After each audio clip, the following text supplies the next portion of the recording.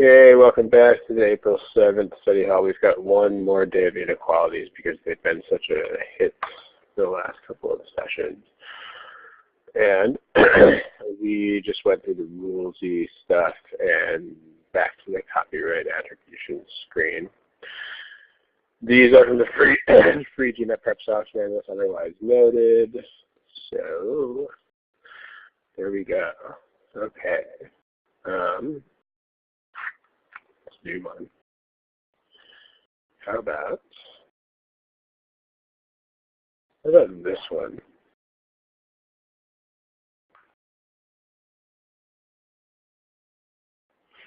Remember, when you have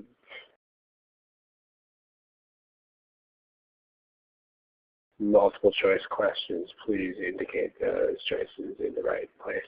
This is data sufficiency. We do assume that you have a certain degree of familiarity with the data sufficiency answer choices. So this is data sufficiency. All right, give it a shot, please.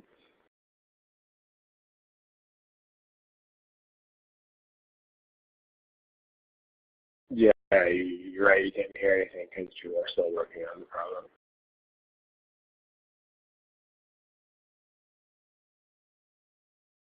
I'll give you about another 30 or 40 seconds or so.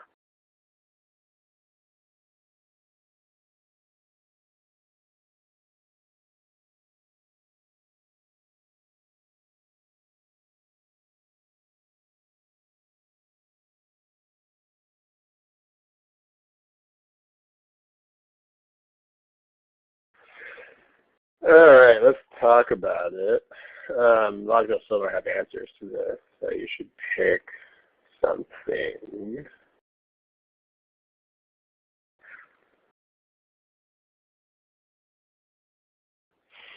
Mike, the question is how long do you feel it gets you questions? I mean, I give you enough time to do the problem a little bit more than you typically need, basically. I like this problem because the people who are answering at the end are the ones who are actually getting it right for the most part. Like here's, I don't normally show answer distributions, but here's the answers. Here's the people that picked so far. There's still a lot of non-answers, so you guys should pick something. But the nature of this test, you can't not pick answers. But there's 15 non-answers at the bottom. Most of these people, this is a wrong answer. It's not E. I mean, most of these answers, most of these people picked right away.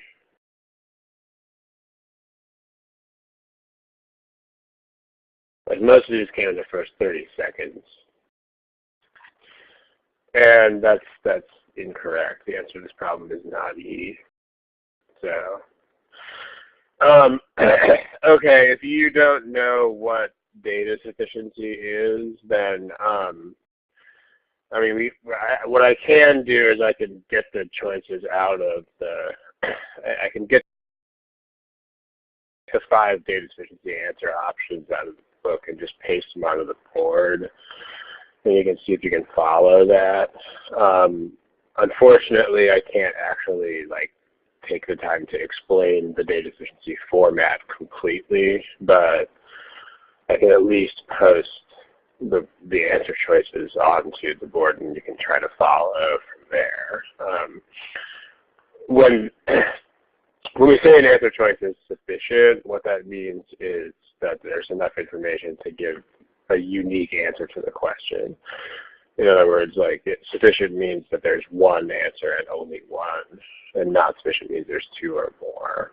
So that's what all these answer choices are all about that you're going to see. So beyond that, they usually just take some getting used to. So, and these workshops do assume a certain level of familiarity with that. So that's what the answer choices mean to this format of problem. So I guess try to just follow along with that as best you can there.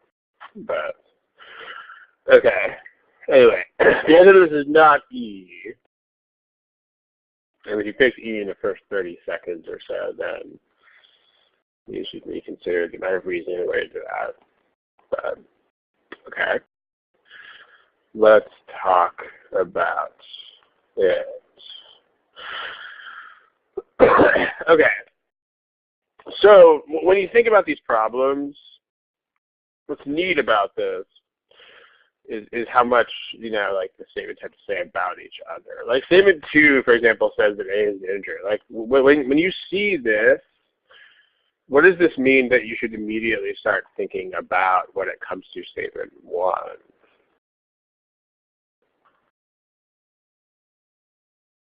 Like if they're talking about, yeah, you should think about things that aren't integers. Because again, I don't know what ace means, but okay. So if you've got, like if this is saying that A is an integer, then what this means is that it probably matters when you specify this. So this means for statement 1, you should also think about non-integers. And in general, when you have restrictions, when you have statements like that that put restrictions on stuff, then it means you should pay attention to them, but in general, it means you should also be paying attention to, like, not putting the same restriction on the other statement, right? So when it comes to things like statement 1, I mean, this is also kind of an interesting looking algebraic expression here. I mean, this is something we can factor if it helps us. But you can't pull out an A to the N out of that. I mean, you don't have to, but you can and just kind of see what comes of it. So that gives us A. You pull out an A to the N, then that gives us 1 plus A. Okay. And that's less than 0. Let's see what the deal is there. So when is a product of two things negative? I mean, like you have this thing and that thing. You have this orange thing and you have this blue thing. And those are supposed to be a negative product.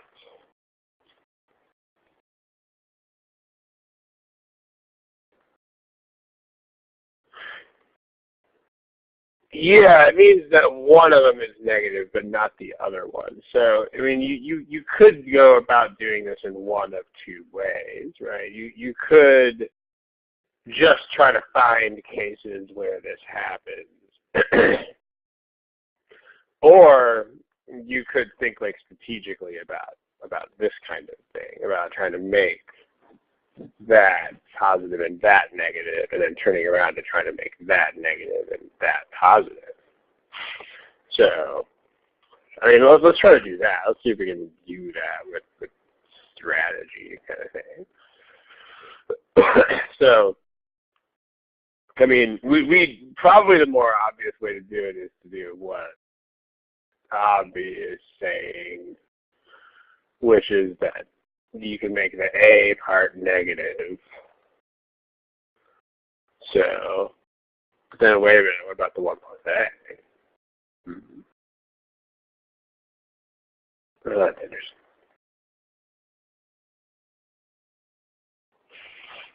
So this is writing out. So this could be negative times positive times positive question mark. Or you could also have I didn't even move that. Or you could also have the orange part be positive, and you can have the blue part be negative.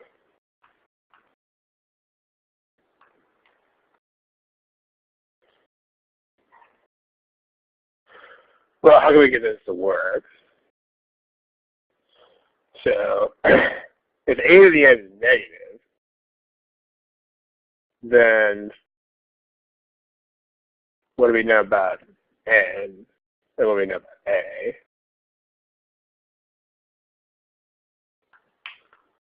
If we're looking at this condition right here,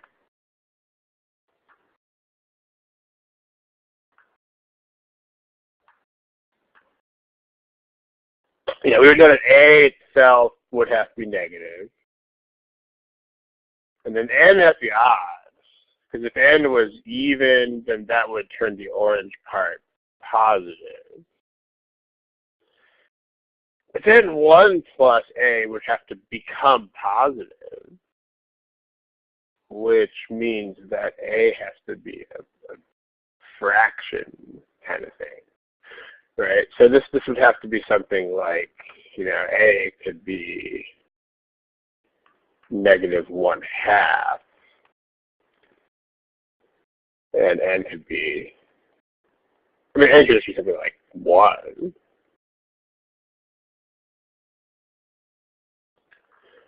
I mean, this is the kind of thing you might just happen upon if you were experimenting with numbers for the first part here. You could also just think about it for the first part as well. Where this would be 1/2 to the 1, -1/2 to the 1, sorry, close, -1/2 squared. So this would actually wind up being -1/2 plus +1/4. And that would be negative. So that would work.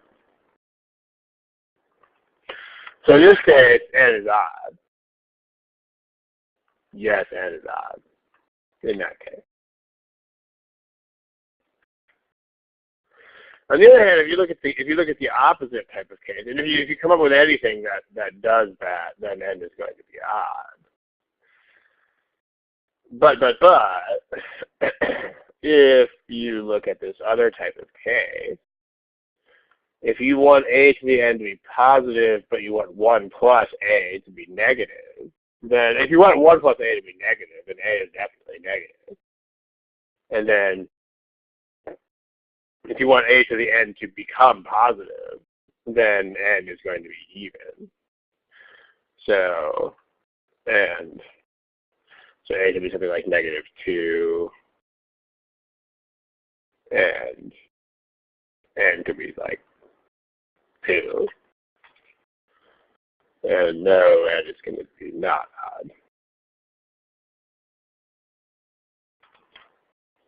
So if you check the numbers here in that case, then you would have -2 squared is 4, plus -2 to the third is -8, and that would become that. Can you take it out of the equation? What do you mean take it out?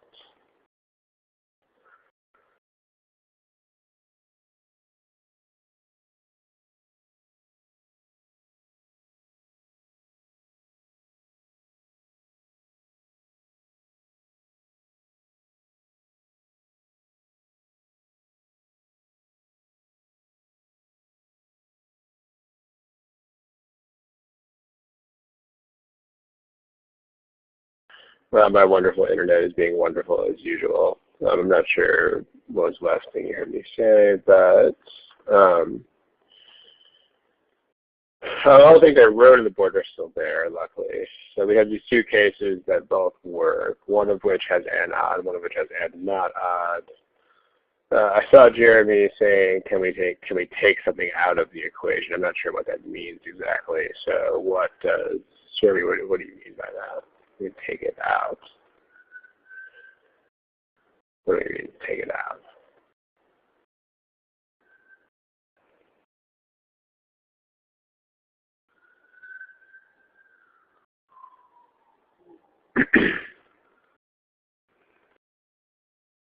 No, you mean try to divide by it? I mean, you can't. I mean, you probably know that you can't do that because if you think about a simpler example, then it should be pretty clear that you can. Like if I tell you that x, y is less than 0, then it's probably pretty obvious that you can't just say that x is less than 0. Like, you can't just take out the y. So, and what you're trying to do is exactly equivalent to that. It's not a thing. So the reason why you can't do that is you're not allowed to divide by y because you don't know the sign of it. You don't know whether it's positive or negative. But the most important, if it were negative, you'd have to flip the inequality. If it were positive, you wouldn't. And if it could be 0, then you wouldn't be allowed to divide by it at all. But the more important part of that is the fact that you don't even have to ask the question because you can just think about a simpler example. Like, because, the fact that these are called a to the n and 1 plus a is not even important here. It's not.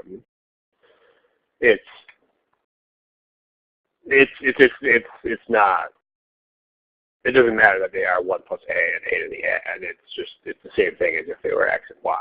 And so then you can just figure it out like that. So, okay. All right.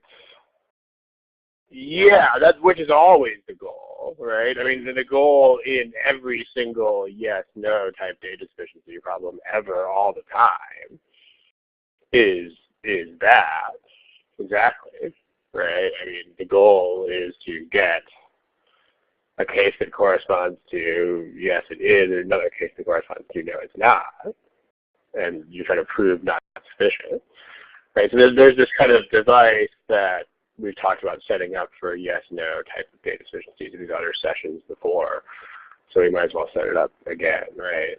So yeah, that's always the goal of every yes/no data sufficiency problem ever. Absolutely. So yes, and is odd. No, it's not. And then you can say for statement 1, statement 2, and then if you combine them for both. Yeah, and that means you have not sufficient for statement 1, exactly. So, all right. So this means not sufficient. That's what it means. I mean, this kind of device is your best friend when it comes to this sort of thing, right? Because it puts the goals in front of your face. I mean, you can make this kind of device just based on that question, is n odd. So you don't even have to read the rest of it in order to do that. But just setting this up will keep you grounded, and then that's what you're trying to do. But anytime the question is yes, no type of question, you can pretty much always do this. So yeah, that's the goal.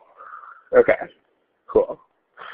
So Mike, if we're clear on that. All right. For statement 2, we only know that a is an integer and n is an integer, and they are not 0. So, but at least the presence of this statement should have, when you consider the other statement, should have just been a kind of kick in the brain to make you think about stuff like that. Right, because if you weren't thinking about those kinds of numbers, this should have reminded you to do that. I mean, by itself, statement 2 is going to not work. I mean, statement 2 by itself is definitely not sufficient. So, because if you all you have is statement 2, if you have just that alone, then you have, well, what we have a is an integer, and then we have that n is an integer. And then the product is not 0, so neither is 0. That's all we know. So definitely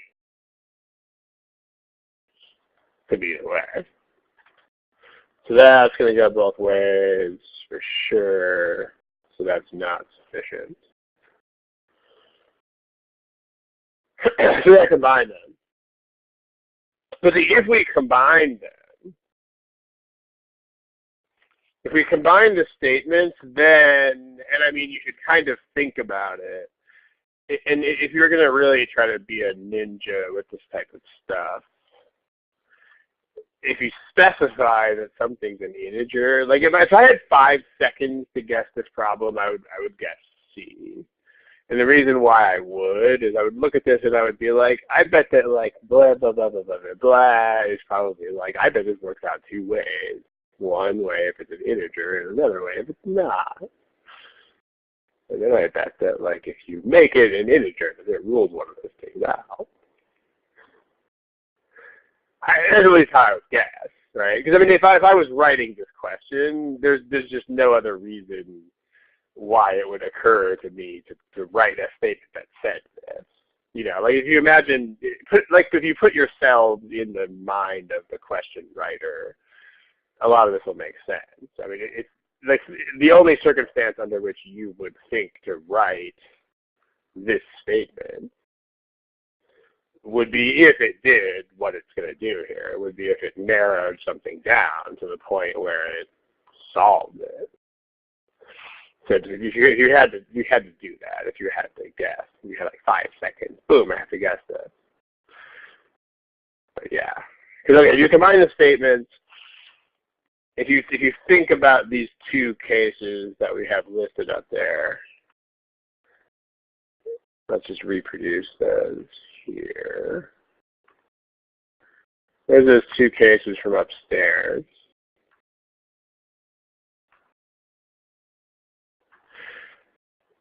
If you've got, I mean, the problem with having A be negative and 1 plus A be positive, remember that's what we're talking about. The left-hand part is A to the n,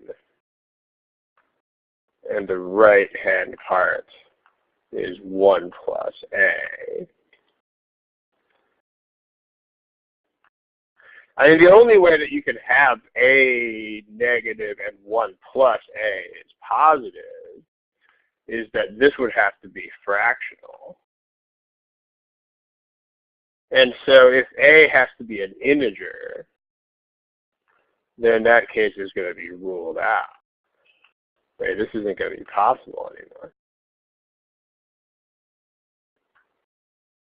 And I mean, you could also just do that by just experimenting with numbers. I mean, you really don't have to think all the way through that if you are aggressive enough about just trying numbers and trying more numbers and just like throwing tons and tons of numbers at the problem. If you just do that, you just do stuff and you don't not do stuff and you just toss numbers at the problem, you'll eventually discover that only fractions can make that work. So, I mean, if you combine the statements, like if A can only have integer values, then this is impossible. Then this case is not possible. The other case is still possible, of course, because something has to work. But this case no longer flies. So there you go. And so you're left with the other case where you got to be even.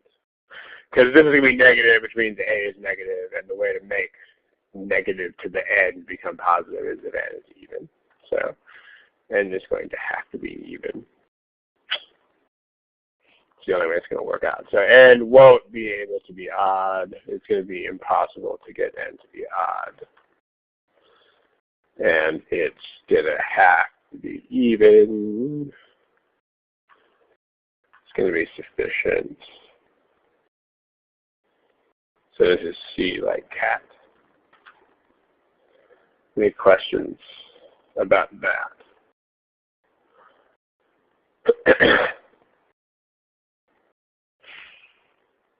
All right, let's do another one. How about this one's from the GMAT prep software. How about this one?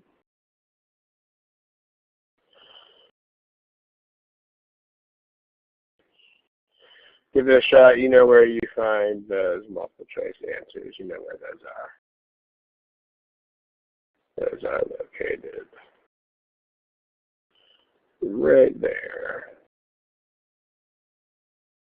This one actually is multiple choice. I'll give it a shot.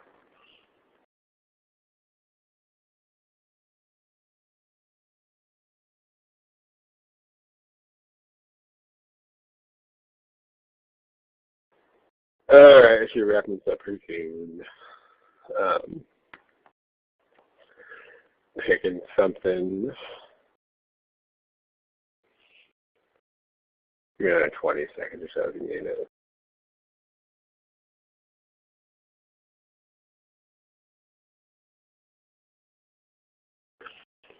All right, let's pick an answer, please. Still a bunch of people who have it, especially for some reason, the end of the alphabet. There's like 5 people right at the end of the alphabet who haven't picked an answer yet. So there definitely shouldn't be an almost there either, because there's just no reasonable way that you could still be working on this. I mean, I don't mean to be a hater or anything, but there's not really a work process flow that could take this long. I mean, like a big part of this test is that too. I mean, like the GMAT is a test of decisiveness almost above all else. I mean, it is. They are trying, they've actually written this before. The people who make the test have written this. They've written that they want to reward decisiveness and punish perfectionism. Like they've actually written that on their official blog, because that's kind of what business does too. I mean, yeah, think about how business works. I mean, getting to market first is also much more important than making a perfect product, for example. So, but I mean, on this test, you definitely have to just get an answer marked. And I mean, if you have a process that has more than like 3 or 4 steps in it, then your process is basically wrong. Because that's how these products work. So, and I mean, when I say steps, I mean steps like, you know, think about tying your shoes. When you're a little kid, tying your shoes is like 5 steps, and when you're an adult, tying your shoes is 1 step. When I say steps, I mean like that. If you call tying your shoes 1 step, in that sense, if your process has more than about 3 steps, your process is wrong, and you should just stop what you're doing. So, yeah, reciprocal means you flip it over. So, yeah. This is important because you just have to have this honesty with yourself about what is going on in the problem and like whether you are really headed towards something or not. So, but yeah, reciprocal is when you flip something over like that. So let's talk about it. So what we know that n is to the left of 0 number line, which means that it's what? You know, it's negative. Yeah, you know that. And then, so n is negative. And the square of it is less than 1/100. Okay.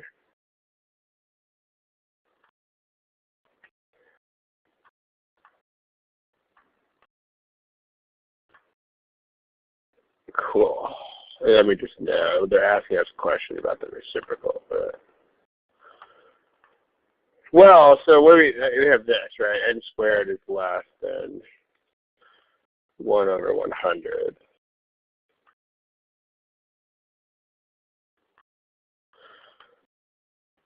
N squared is rather not n. Okay. I mean, what does this mean that we can do? Like, this is all the information that we have. Is this enough information to find a unique value of n? Like, is there going to be only one value? Definitely not, right? There are lots and lots and lots and lots of ends that do this. So what does that mean we can do?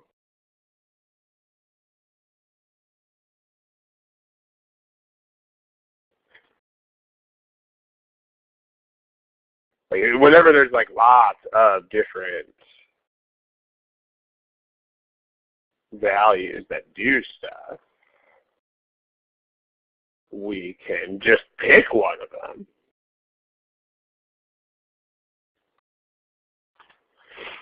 I mean, we don't have to find the entire range. That's the entire point, is there'd be no reason to bother doing that, because there's no point. I mean, there's one correct answer to this problem, and every single number that does this has to get us to the same answer. Because, I mean, it's impossible that any of those numbers could lead us to the wrong answer, because otherwise the problem would have to work differently. So, you know, because let's just, I mean, because again, we don't have to put an entire range on n. We just have to find some number that will do this, and then it'll be good enough. I mean, when it comes to reviewing the problem, that's when we can try to put entire ranges on n, sure, but we just need to pick one of them, dude, and then we're good.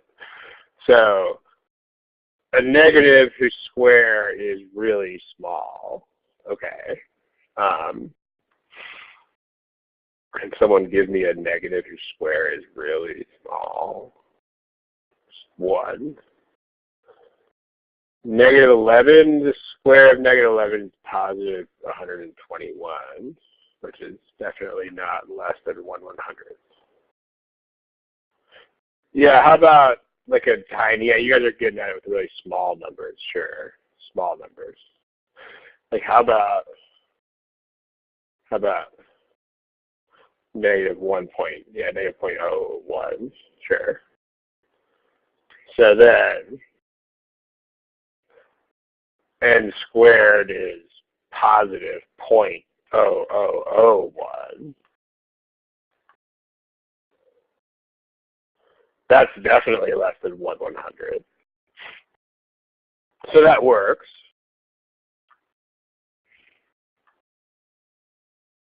Satisfies the condition. So then we can just use this value. So the reciprocal of n in that case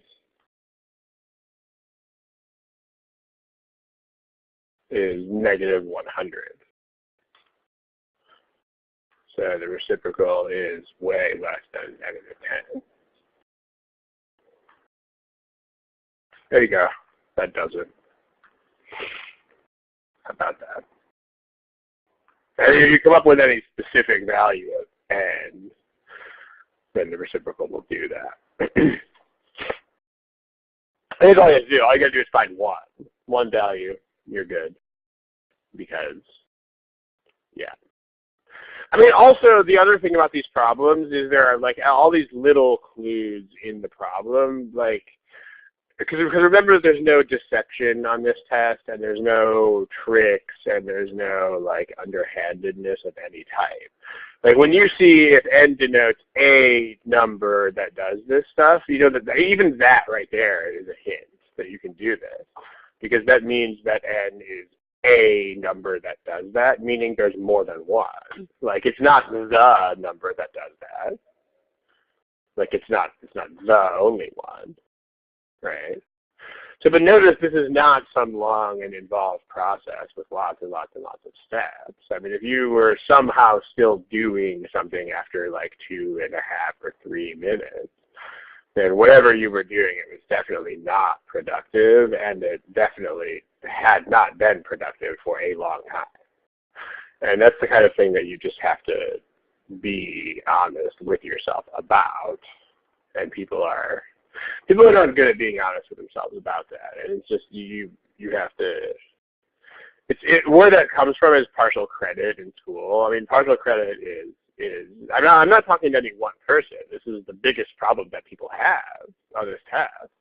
I mean, because partial credit has convinced people that they should just keep working beyond any time limit without knowing where they're going with this. And I mean, if you think about driving somewhere, like, and you get lost, then you know exactly when you're lost at the instant when you become lost. You know exactly when you become lost, and you stop. You stop right then and there. And there's a moment, and it's a distinct moment in time when you become lost, and you know what it is. Or if you're like putting together a piece of furniture that you bought at a store, you know there's a point where if you don't know where the next piece goes in that piece of furniture, then you know where that is. Like you're like, oh, I don't know where this next piece goes. And there's a distinct point where you become lost putting the piece of furniture together, and it's a distinct moment in time. So, yeah, but it's only in this kind of taking tests environment where people lose that, and they just kind of do stuff without that sense of purpose. And where that comes from is having been rewarded with partial credit for so long for doing that. But yeah. Okay. So anyway, just be aware of that, because that is a big part of what this exam is, and that is what the test is made to do. So, yeah. All right. I was one for a long time. You can use decimals too. You can also convert these into decimal form. Let's see what else is going on in these comments. Let's see. If you what else? You can also use decimals. Yeah, you can. We were using decimals here. You can use fractions. Okay, fractions are easier.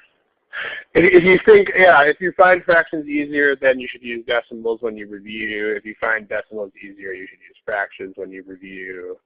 The goal of reviewing the problem is when you should always work on things that you like less, so that you can round out your skill set and so forth. And that's play, right? It's kind of like you're an athlete who is very strong and very, very fast, but not flexible. Then you would want to go stretch more. That whole bit. Cool. All right, are there any other questions about this problem?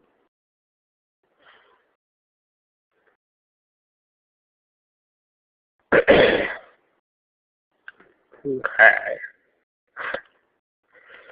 And incidentally, if you do the general solution to that, like the reason why, okay, like if you wanted to actually solve that in general, which you don't have to do, but which you could do as part of a review process of whatever stripe. If you wanted to solve that in general, then you would you have our n squared is less than 1 over 100. So that means that n is, first you have the sign problem. That's the first issue there. You have n squared is less than that squared. So that means that n itself is going to be less than 1/10, but also on the other side of that.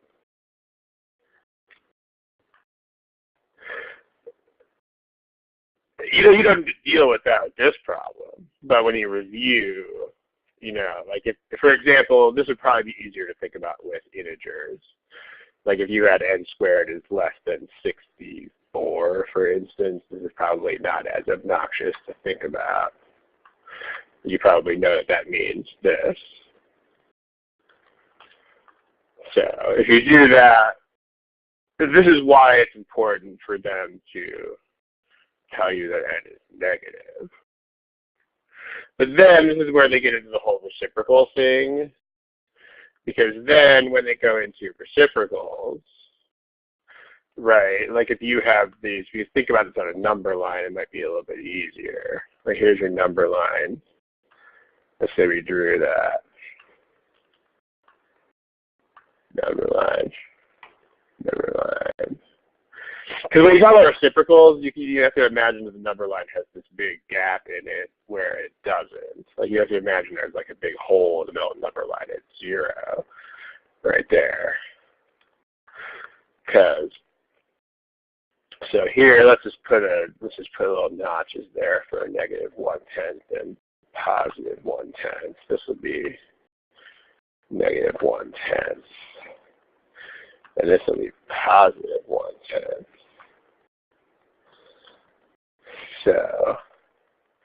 And so then you've got these two areas here, and these areas have those two different kinds of reciprocals. Like the numbers that are in this area are going to have reciprocals that are between -infinity and -10, which are the solutions incidentally of this problem.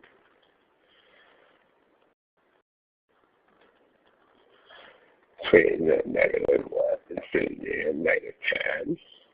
And then these ones which are ruled out of this problem are going to have reciprocals between 10 and infinity. So there you go. All right. And which is, again, thinking about this if you thought about all this during the problem, then that would just be that'd be a mistake because you just don't need to think about all this to solve the problem. This would be too much thinking to solve the problem. But thinking about this during review would be absolutely appropriate because any of these things could be certainly appropriate in some other type of context. Okay, well, that escalated quickly. All right.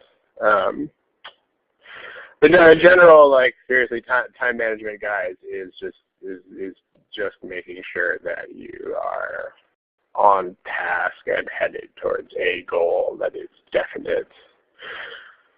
Like driving somewhere, you have to know that you know where you're going and that you are not lost, and so on. I mean, that's the purpose of this test. But it is what it is. Partial credit. Okay. Anyways, let's do the problem. That was actually kind of funny. That was unexpected. Okay, let's do another one. How about that one?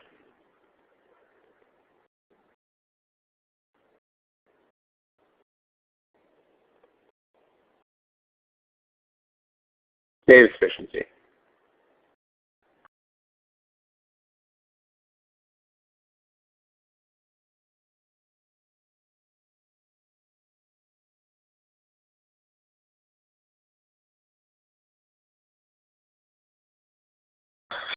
So here are the current responses. There's a lot of people with this one, and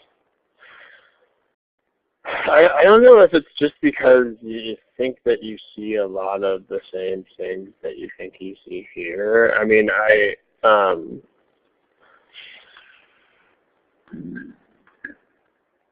if that is what this is, because a lot of the people who are picking that choice picked it really quickly, and if that was the reasoning behind that choice, let me just kind of make you think about that twice. Like if your reasoning was, hey, I saw a lot of the same stuff, I mean, this is not a good kind of reasoning. You should kind of suspect that because, they want you to actually, solve the problems. They want you to not just see things. They want you to, do things with things. So you should be suspicious of that. But, yeah, so the answer is not B. But give it a shot again.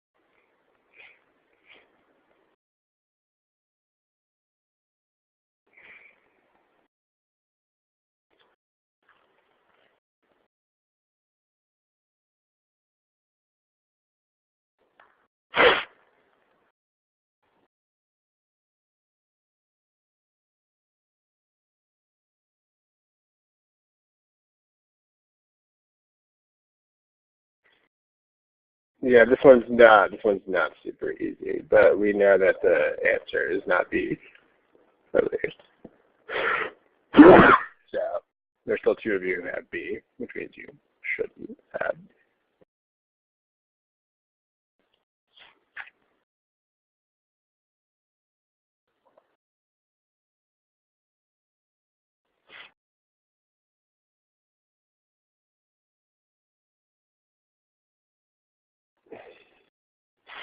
So I didn't technically say it's not D, but that's a good look at.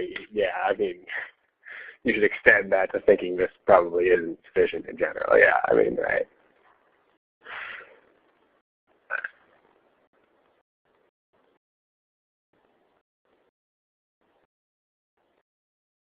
Okay, let's do it.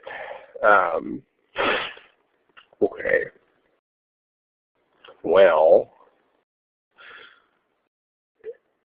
so some thoughts about this statement, because again, if you're gonna be guessing on this, if you don't have an answer choice, by the way, you should pick something. This is remember, you can't not pick a choice on this test. So this is statement 1. Does statement 1 says B is an integer? Statement 1 doesn't say that. You guys are looking at the right screen, right?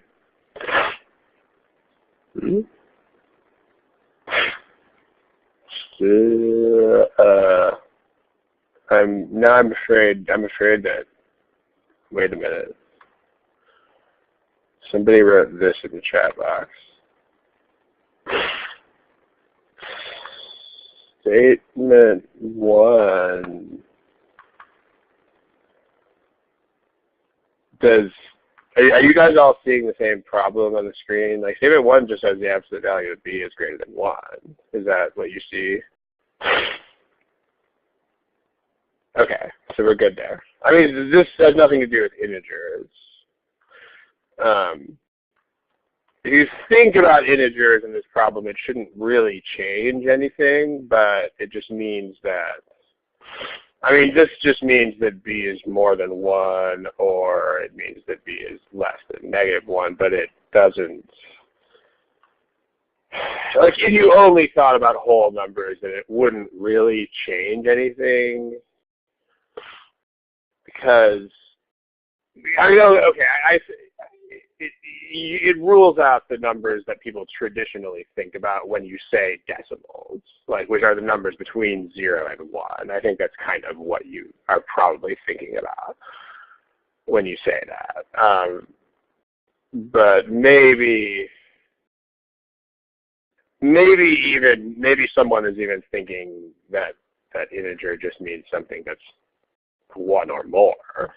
I mean, you never know. Like I've had some students who not know what terminology meant, which is fine because you don't really have to know terminology all the time. But yeah, but no, these don't have to be whole numbers.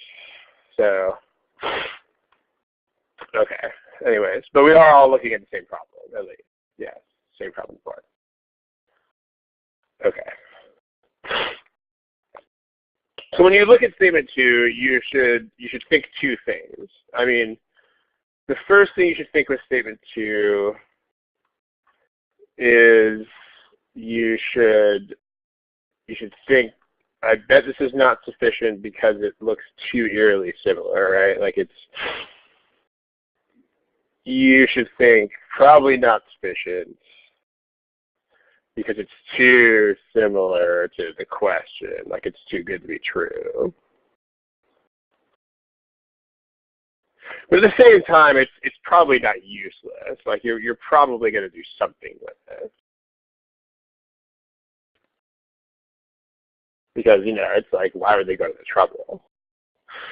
So, So if you had 5 seconds to guess the answer again, maybe you'd guess C. But let's talk about it. Like also, this is probably not random either. Like this whole absolute value thing.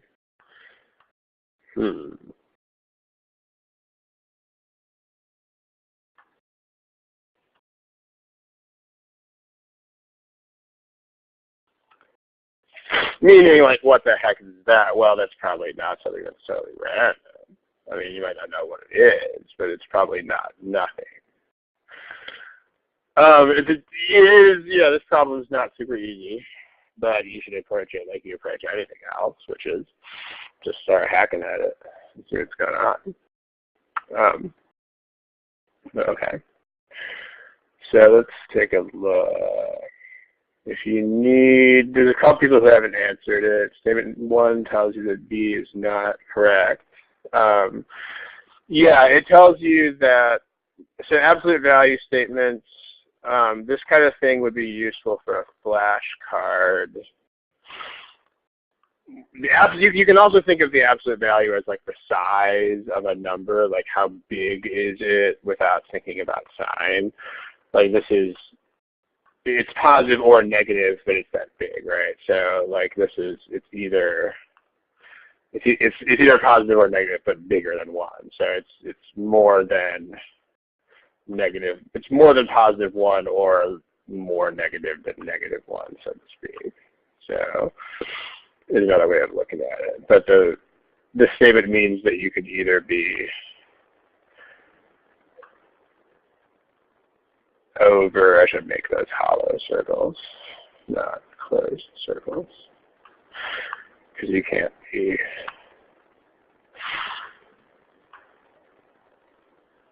you actually can't have those values. So you could be, absolute value B greater than 1 means that you could be more than 1. Or you could be on this side of negative 1.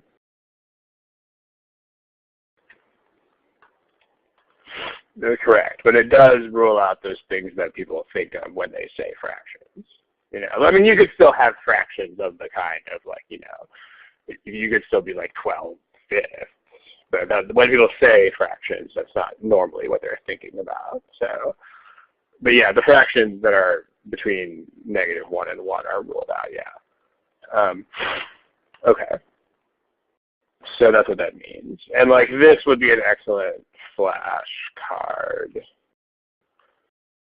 recognition because this is not, you can't really solve this. So this is the kind of thing that you would want to put on a flashcard for instant recognition. Because you kind of have to be able to do it by recognition. So, like I'm not, what I mean? It's just you kind of just have to know what that is. The size of the number is more than 1. Okay. Let me know if that helps.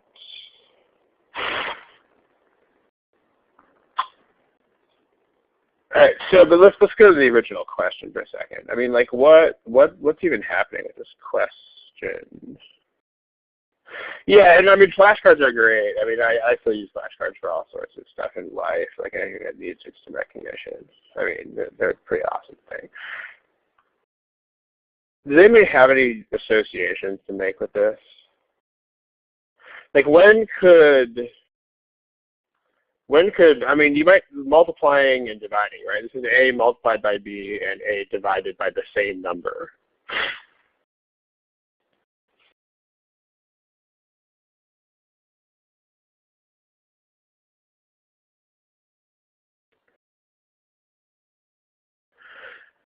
Oh, well, be careful with manipulating the inequality, because if you do that, you can't multiply by B unless you know the sign of B, and you can't divide by A unless you know the sign of A, which we don't know either of those. So, and a whole other fraction. Okay, so one of those things, right? Yeah, you are going to want to consider number types, right? Because like when you think about, normal integers and stuff, I mean, when you think of multiplying by B, you're going to think of always being greater than dividing by B. But, you have A times B versus A divided by the same B. Like, I mean, how could this be bigger? How could how could you make the right hand one bigger? Like, I mean, how might this not be smaller? Yeah, it could be a fraction. It could be like a decimal or like less than 1.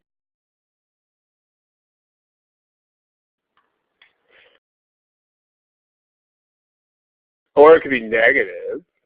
Yeah, Donna mentioned fractions.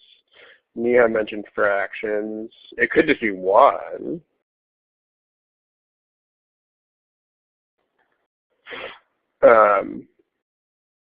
Yeah, right, it could be negative. Basically all those times when statement 1 is false, right, it could be negative. So this is a start, right? So now you see why statement 1 is relevant, because it's going to start ruling these kinds of things out. And or statement 1, because these are all things about B. B could be these things. Or A could be negative, which would reverse everything.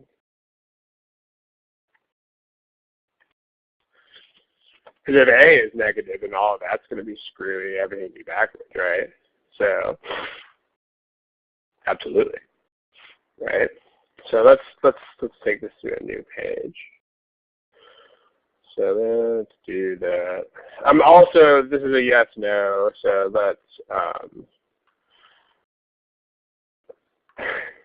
let's make that device that we make with these kinds of things. So the yes type of situation here would be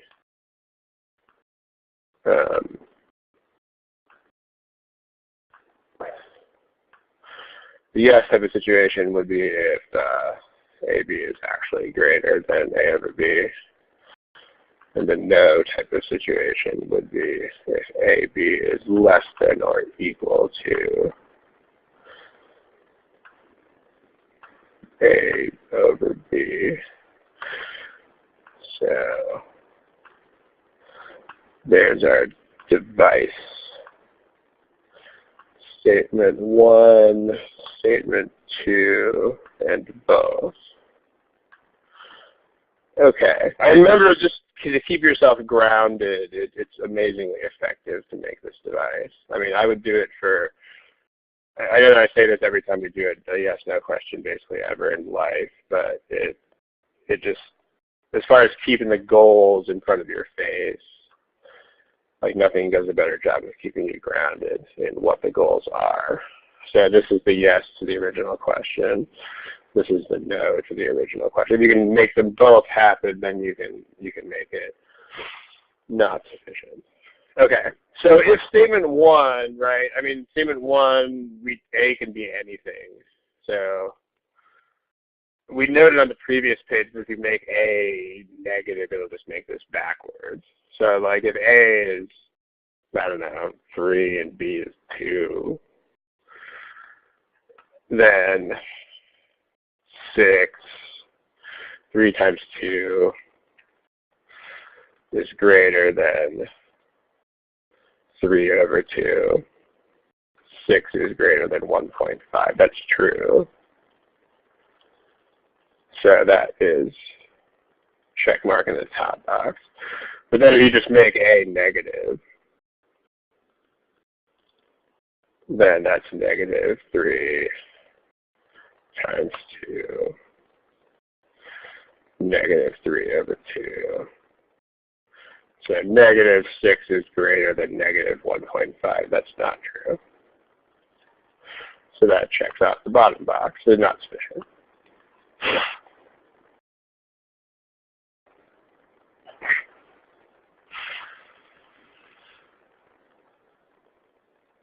Statement 2, I mean, what's the deal with statement 2? Can any of you guys, statement 2 is kind of obnoxious, but can any of you guys make that less obnoxious for me?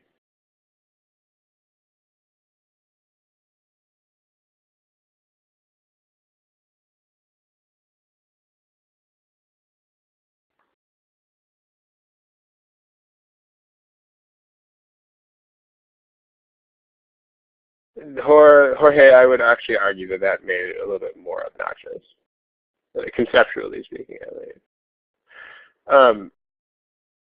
Let me give you a hint. When is this positive? Because actually statement 2 has nothing at all to do with the question. It's kind of interesting how it doesn't. When is AB positive? Yeah, when the signs of A and B are the same.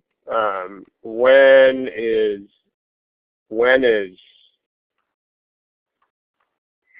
that positive?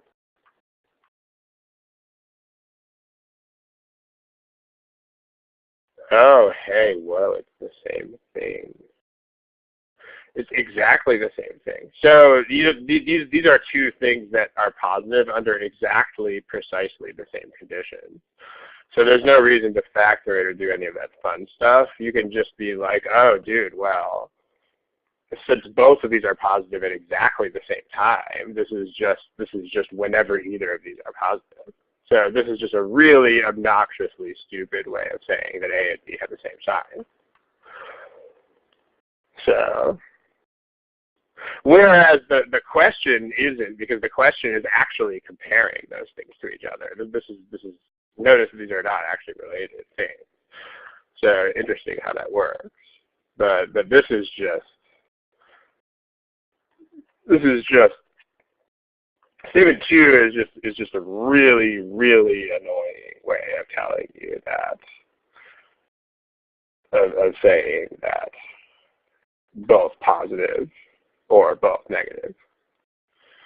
That is correct. I mean, it's really redundant and really awful way of saying that, but it's just all good. So, okay, well, so these are both positive, so we can repurpose that and check off the top box again in the statement 2. But then we can do notice the we could use fractions and stuff so we can do that, right? We could reuse this for statement 2. But then for statement 2, we can also use something like A is 3 and B is 1/2. Okay. So 3 times a half is greater than 3 divided by 1/2. So 1.5 is greater than 6 is false. So we can check that box. So not sufficient.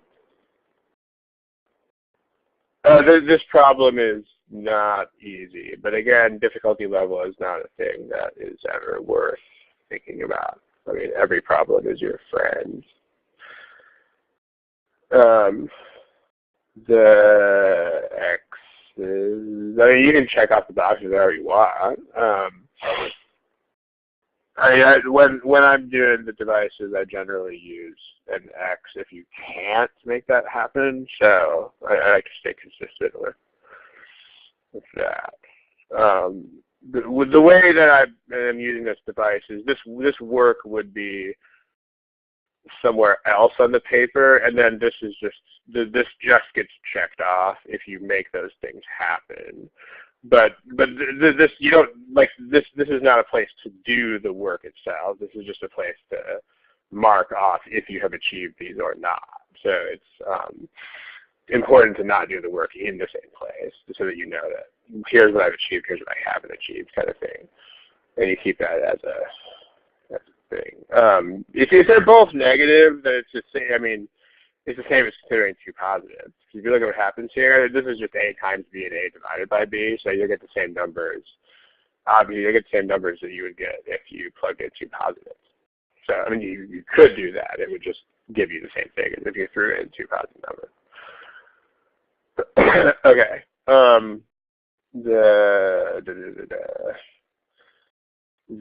Okay, so we're on the same page there. All right, so we got to combine the statements. Well, together. Alrighty. So together, here's what we know. Together, we know that A and B have the same sign.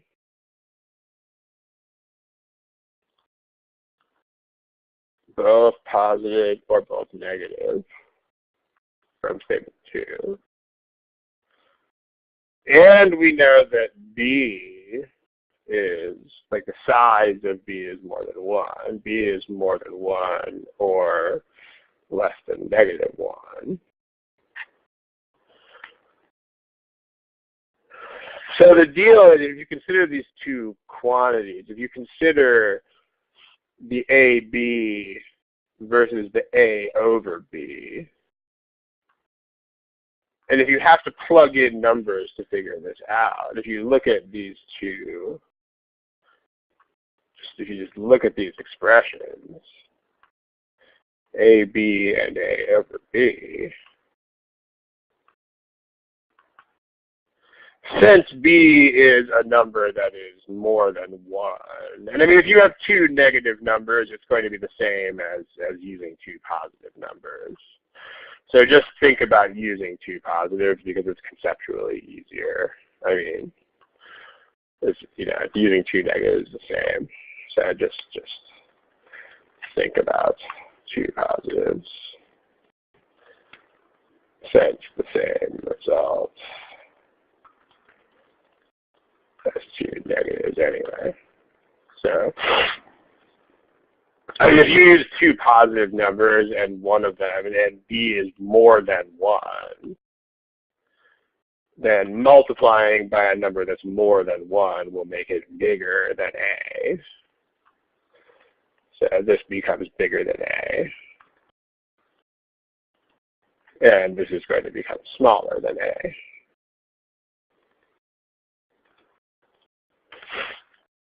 So, and they're both positive too, because they're both quotients and products of things that have the same sign. So this is going to be bigger than that.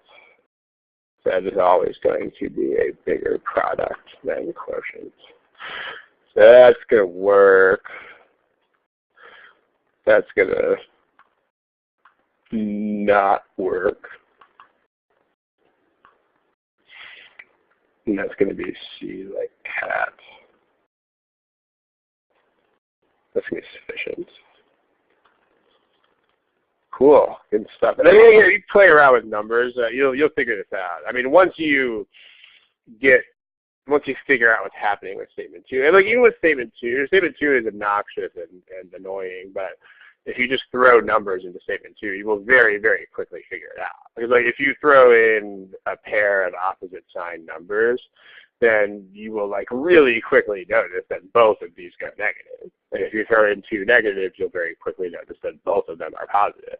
And if you throw in 2 positives, you'll very quickly notice that both of them are positive. Like if you don't know what statement 2 is doing, then if you just start playing around with numbers, then you will very, very, very quickly, like, so in other words, I mean, this is kind of like those comments that I was saying before in that one problem about, like, really, you cannot keep pursuing threads that go nowhere. Like if you start doing stuff, like a couple people were doing fun things like this. I mean, some people, here, let's take this to a new page.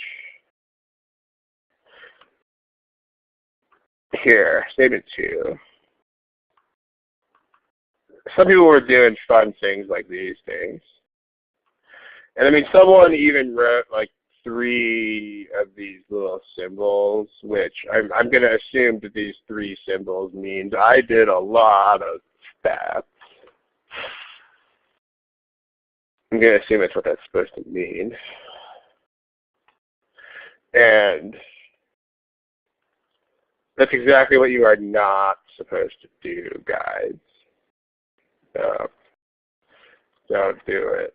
Like really, really don't do it. I mean, you should be impatient.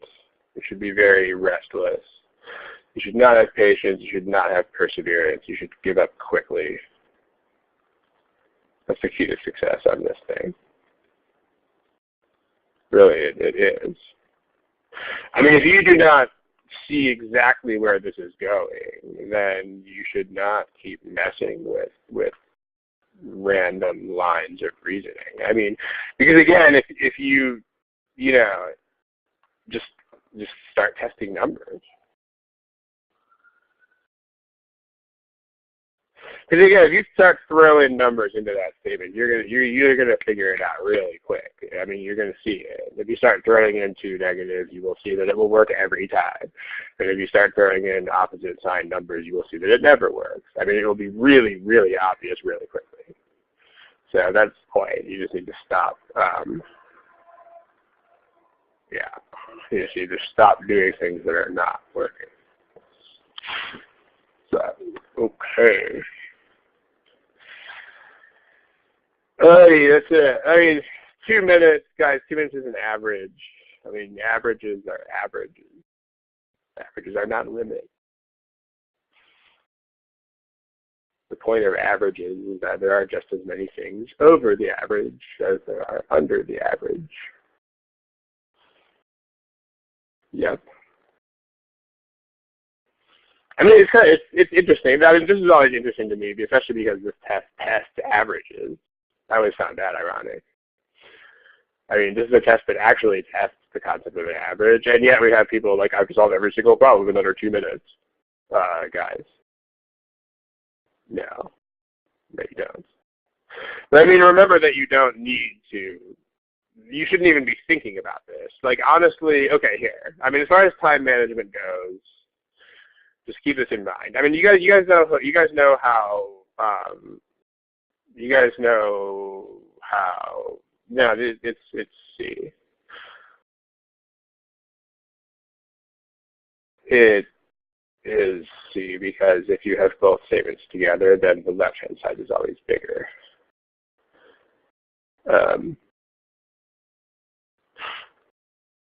Can't have them equal each other because you have times something and divided by something. You have bigger and smaller.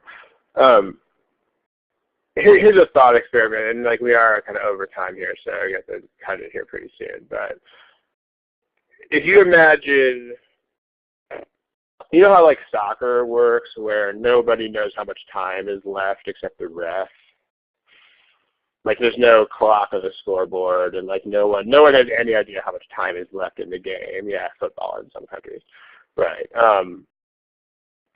If you walked into the GMAT and they told you, okay, hey, there's been a rules change today, and that's how it works, and like there's no timer, and you will have no idea how much time is left. If you have good time management, that should not bother you even a little tiny bit. Like if they told you there would be no timer shown to you at all, ever, and you just had to go in there and take the test. Like if that would even bother you, that means your time management is bad. That's what it means. Because time management is just, am I stuck or am I not stuck? It doesn't mean I need to be thinking about minutes and seconds ever.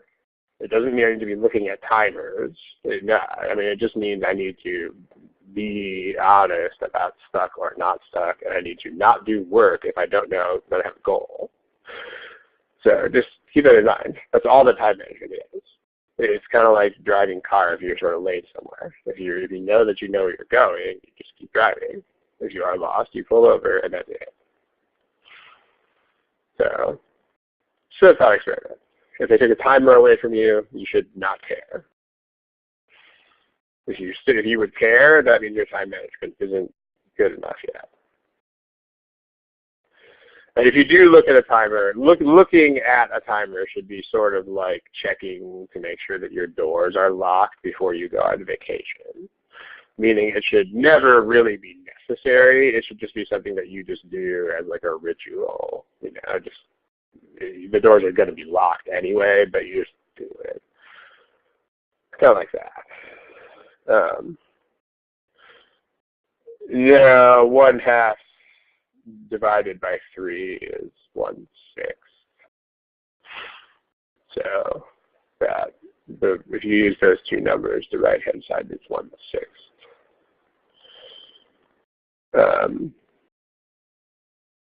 All right.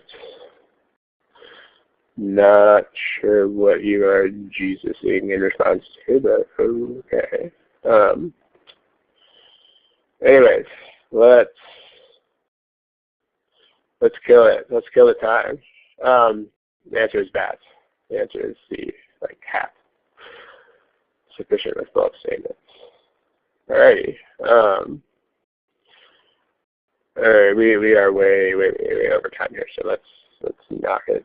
Let's kill the recording. Good afternoon, good evening. Like we actually have the next session 1 week from today, which is it's not usually that close together, but there are some scheduling irregularities here this month. So the next one is a week from today at this time. So thank you, and I will see you next time.